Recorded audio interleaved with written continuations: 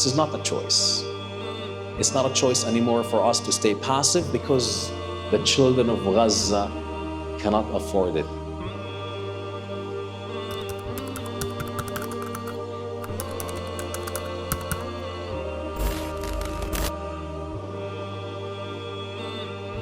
You do not have to be Palestinian to support Palestine. And you do not have to be Gazian to be supporting the people of Gaza. You need to be a person with conscience and moral principles. And that's exactly what brought you here today. My name is Nariman, and I am a Palestinian from Gaza. I am a survivor of the Second Intifada, 4 wars in Gaza and countless escalations.